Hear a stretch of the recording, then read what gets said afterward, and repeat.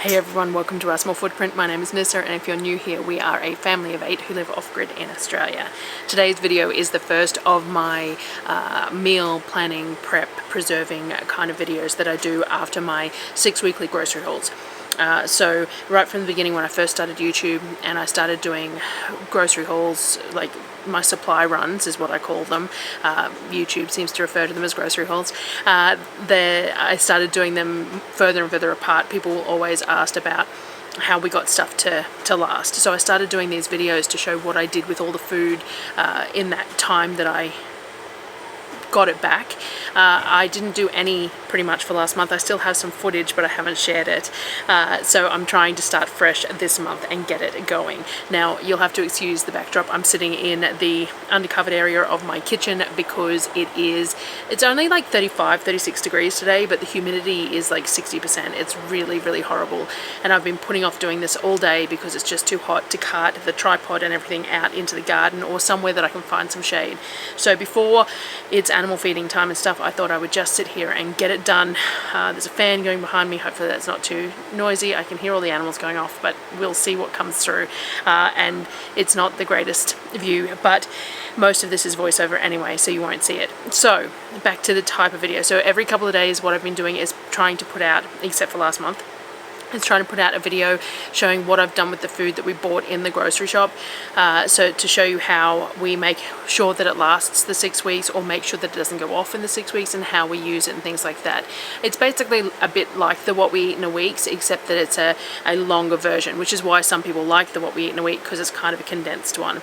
I do a lot of canning and preserving and cooking and stuff, and I don't always go in depth into the recipes and stuff in these videos. And if you ask in the comments and stuff, I generally can give you recipes, but the aim is to eventually get the website sorted, which I have been working on this morning while it's been so hot, so that on each of these videos I can just have links to each of these items that I'm making, because I do make similar stuff. You know, every month there's some new things that I try, but generally speaking I make very similar stuff each month, and that's the way we save money, and we know what the process is, and we know how much we need.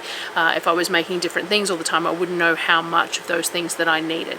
But we do, in saying that, we do shop seasonally. So the fruit and veg store, I buy whatever's on special. Sometimes I still splurge on things like bananas and stuff like that, but generally speaking I buy what's on special, so I have to deal with whatever I can get cheap. So this is the first video for January, February. Of the food haul, and it's the first couple of days. I don't get a whole lot done in the first couple of days after the grocery haul because I'm exhausted. It's also really hot. So looking back at and observing how the videos have gone over the last 12 months, I do a lot more cooking and videos and all that sort of stuff in winter when it is cooler than I do in summer. Summer is supposed to be, you know, garden season and stuff, except for the last couple of years the garden has not done real well. So I basically took a lot of January off from doing YouTube. I still put a few videos out, but they were few and far between. It was just so hot, the garden wasn't doing anything, and I was struggling. But I'm trying to get back into the swing of things, trying to get the website sorted again, trying to, you know, do all that sort of stuff. So I'm pushing myself to get these videos out. So this is the first of the meal prep, planning, preserving, all that sort of stuff for the January-February grocery haul. So something that I repeat at the beginning of most of these, you know, sets of videos is that sorting out the food that needs to be sorted out first is important. So one of the things that is generally going to have your shortest lifespan on is chicken or any pre-minced meat. I started buying the beef trims so that I don't have to worry about dealing with the beef mince straight away, but chicken is definitely something that I check dates on. I try and buy the ones with the longest dates when I buy it, and it's something that we tend to process fairly early on. One of the things I got this month is a 12 kilo box of chicken legs for $40, which was a great price. It was about $3.33 per kilo, which it's not cheap compared to what I used to pay for legs, but it's cheap compared to the current pricing. So one of the first meals we did was the chicken legs. So the meal that we always make when we come home from groceries is hot dogs. I never show that. And then this month I bought croissants. So we've been eating croissants for lunch for a couple of days as well, so you won't see much in the way of lunch here, mostly only any sort of preserving and prepping and dinners. So the first lot of food that I did sorted out was the chicken legs. So we made them for dinner. initially. I always dredge my chicken legs in a mix of baking powder, garlic and onion, and that crisps up the skin. I put them on a rack over a tray and put them in the oven to bake. I like to bake them for a good 20, 25, 30 minutes initially to get that crispy sort of a texture up, and then I like to glaze them. So my glaze that I tend to use is a miso based one, so it's a bit of miso, some water, a bit of sugar, some rice wine vinegar, ginger, molasses, soy sauce, heated in a pot so that the sugar dissolves, and let it simmer for a little while, and it'll thicken up a little bit, just enough to make it more of a glaze rather than a liquid. After about that initial cook-off of the chicken legs, I tend to glaze the legs. Now, preferably you do this with a pastry brush, but anyone who's been around for a while knows that I've gone through like 2 or 3 pastry brushes recently, and I still can't find another one at the moment. I think the last one died because someone used it for paper mache and didn't clean the glue out of it, so when I tried to clean it, all the bristles came out.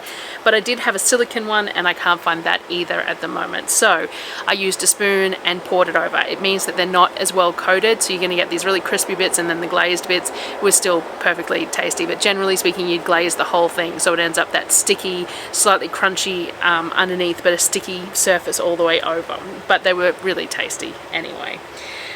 You cook until the internal temp is correct, so we 165 Fahrenheit or 76 Celsius, so I just stick a probe in them and double check the temperatures.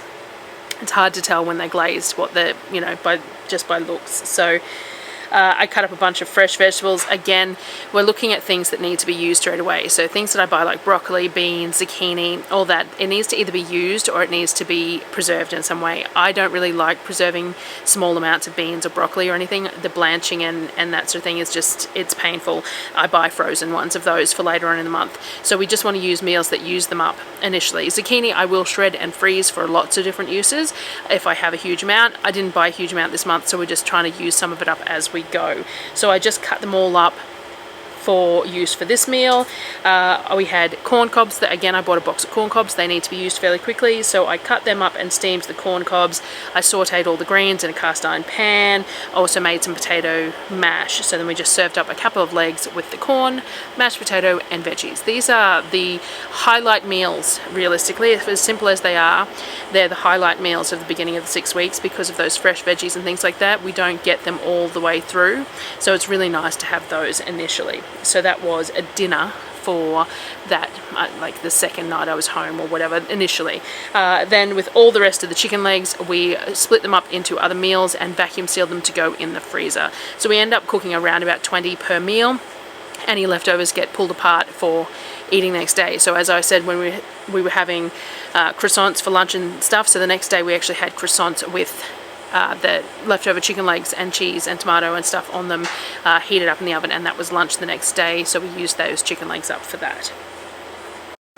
I also realized when going through this video and I was editing up and stuff that I'm recovering from the trip and taking it easy, and I've got the new camera with the wider angle lens and that, and you can see my feet in the shot because I obviously didn't put my boots on because it was dinner and I'd had a lazy day in this house, and that's just unappealing, and I apologize if you get any glimpse. I'll try and edit it out, but if you get any glimpses of my feet in some of these shots, I apologize. The flies are really bad at the moment too, so you'll have to excuse those. It is so humid, and so it's just gross. There's flies everywhere. I try and edit out as much as possible any flies on food because I know that it really irritates a lot of people to see it, but I'm afraid it's Australia, it's an open kitchen, we're off grid, it's summer, and that's just the way it is. But I do try and edit it a little bit, but my apologies for any feet and flies. The next night we actually had hamburgers. I'll put a photo up here. I baked bread, I baked rolls, and we did beef burgers. I minced some of the beef trim to make the burgers and things like that, using up some salad, so that some lettuce and things that need to be used fairly quickly, but again, flies, heat and everything else, I don't appear to have recorded. I took a photo of the buns. I think I shared it on Instagram stories or something, which is why I had a photo, and I took a photo of what the burgers look like. We do the standard. My beef has salt and onion powder in it, and lettuce, tomato, onion jam, mayo, that sort of thing on a burger. So a pretty standard burger with just the yeasted brioche rolls with that one. The next day I worked on more chicken. So as I said, we try and work through that chicken fairly quickly because it has the shortest date on it, generally speaking. So I did my usual that I do with chicken thighs. I cut them up into little thin strips because it makes it easier to cook and make sure it's cooked all the way through. And then I marinate it. I use a whole jar of Cowboy candy syrup. I use smoked paprika, salt, pepper, garlic, onion, mustard sometimes, a little bit of oil, lemon juice, that sort of thing, and I mix it all up, massage it really well into the chicken, and then we cook it off. This was about 4 kilos, 2 trays worth, and I tend to cook it off all at once because I find it easier to store cooked meat than not. So we're going to use this tonight. There was a request for sushi, so that's what we're making for dinner with this tonight. But we will also use it for the next couple of meals out of the fridge, and then after say 2 days in the fridge, if there's still some left, it'll be vacuum sealed up into serving sizes into the freezer, and then anytime we want to use it post that during the 6 weeks, we can just pull it out and defrost it and fry it up and use it in that. So I cook it off in the cast iron. I have 2 cast iron pans going, and generally speaking, I cook it off in batches because we don't want to crowd the pan. You crowd the pan too much, then you're going to create too much moisture and your chicken's going to stew. We want to have less in there, which means that it's going to caramelize and you're going to get those nice crispy bits on the outside, which the Cowboy candy really helps because there's lots of sugar in the Cowboy candy. So it helps to caramelize the edges of the chicken. You get those really crunchy bits on the outside, and it's super tasty. You do have to be aware when you're cooking 4 kilos of this with a whole jar of Cowboy candy in it, the fumes are quite significant. So when you're standing over it and breathing it in, it is quite warm. So while I'm cooking the chicken off, I was also prepping all the things for sushi for that. So I sliced the carrots and the cucumber into batons, little sticks. I made a batch of sushi rice, just an absorption method in the pan, a little bit of extra liquid so it goes nice and sticky. We just use standard basmati rice. I do want to buy some sushi rice that you can get it fairly cheap on Amazon. I just haven't got around to it, so we just use standard rice. I made a batch of mayo using the stick blender method like I normally do, added some Cowboy candy into that as well to give it a little bit of extra, zhuzh for the sushi. I heated up the vinegar and sugar mix to season the rice with as well, so dissolved the sugar in the vinegar on the stove and then poured that through the rice and stirred it around, so we'd still got the warm rice with the sushi seasoning vinegar on it. I started rolling. I generally roll 1 each for the kids, and then while they're clearing the table, putting dishes away, anything that they need to do, and then I roll a couple for Darryl and I, and then they're eating while we're doing those couple, and then after that I let them go and they can roll some of their own, so they can use whatever's left to make more. I cut up plenty of chicken and things like that. I mixed the chicken through the mayo too, so I diced that up nice and small, mix it through the mayo. That tends to mean that it goes a bit further. But it also is moisture in those sushi rolls because I didn't have any avocado or anything. So then after I make them 1 each, I make a couple for Darryl and I. We'll sit and eat, and the kids take turns rolling more and sharing out the rest of what's left. I tend to do the first lot just because that way I know that they're getting a full solid one with everything in it. And then after that they can pick and choose what they want to put in them and things like that. Next day I worked on the tomatoes. So tomatoes are something too that will need to be used pretty quickly. Even if you refrigerate them, they tend to go bad. They're just not meant to be refrigerated like that. I can freeze them and use them out of the freezer for things, but for salsa, which is what I was planning for this lot, I like them fresh. I like them used straight out of the box. We did lose a few because we waited a few days too many, so we had to sort a few out, but that's fine. The animals ate those, and so I started making salsa with the rest. So I use a really simple salsa. It's based on just the Ball Mason simple salsa recipe, but we really like it. Even when it's processed in the jars, it still tastes super fresh when you open a jar, which I found sometimes isn't the case. Like when you're processing certain things, by the time you open them, they taste cooked. And of course the salsa is cooked, but it still has that really fresh flavor to it. It's got a good texture, and we just really like it that way. So I just roughly cut the core out of the tomatoes. I just slice them in half, take the cores out, and that's it. I use my Thermomix to turbo pulse them. Thermomix has 3 turbo times. It has a 1/2 second, a 1 second, and a 2 second. I use all 3 in conjunction in different ways because I want to get some texture. I want some tomatoes to be fairly smooth, some to be kind of chunky and things like that. So like I might do a jug with 2 by 2 seconds, and then I might do a jug with a 2 second and a 1 second just to get that variation in texture. About 12 average sized tomatoes fit in the Thermomix bowl at a time, and then which on average equates to around about 5 cups of then diced tomatoes when you're pouring it into a pot. I always measure a couple of bowls each time I make it, like measure out how many tomatoes go in and how many, once it's pureed, how many tomatoes go into the pot, so that I've got a guesstimate there. With the tomatoes, as long as you've got more rather than less than your ingredients, than what the recipes state, then you're going to be okay, because tomatoes can be canned by themselves. But it's the onion and the garlic and stuff that alter the pH of it. So you need to make sure that you've got at least enough of the tomatoes, but more isn't going to hurt anything. The ball recipe is in portions of 7 cups of diced tomatoes, so that's what I work around. I ended up with about 42 to 45, like I think it was closer to 45 cups of tomatoes, so I'm working on the 42 being a divisible number by 7. So about 6 times the recipe is what I'm working on. I do about half an onion per 7 cups. The Ball Mason recipe has green onions, I think, and I think it's got half a dozen green onions per. I'm not really into green onions, but I don't buy them. My neighbours actually gave me some red onions, and normally I just use brown, but red onions add some really nice colour to it. We dice them up because we don't like the big chunks of onion. I don't like the crunch of onion. I like the flavour without those big chunks. So I dice it up in the Thermomix as well, really nice and fine. The kids are a bit fussy about it too. So we also don't add capsicum. This particular recipe doesn't have capsicum. A lot of salsa recipes do, but we don't like capsicum for this sort of purpose either. Only chilies. I did the 4-ish cloves of garlic per 7 cups as well. So, and again, I minced them up in the Thermomix too, so they're nice and small. We got the flavour permeates the whole pot, but we don't have any great big chunks. Not that I mind chunks of garlic, but it's going to permeate better if it's smaller.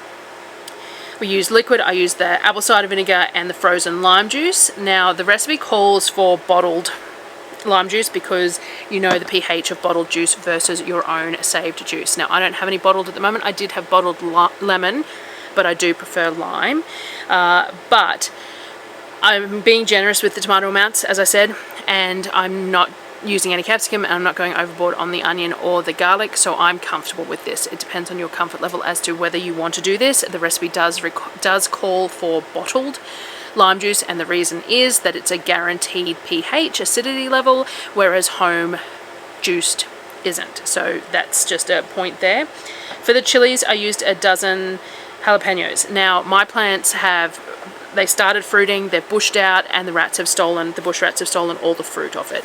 But when I grew my seedlings out, I had dozens spare, and I gave them to a neighbour.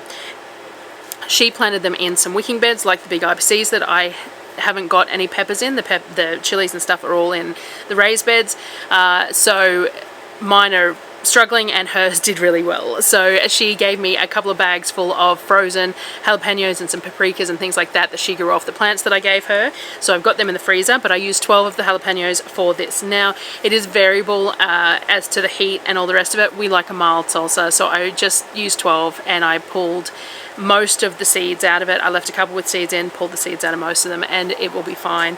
It probably could have used a little bit more, but I didn't want to take it too far.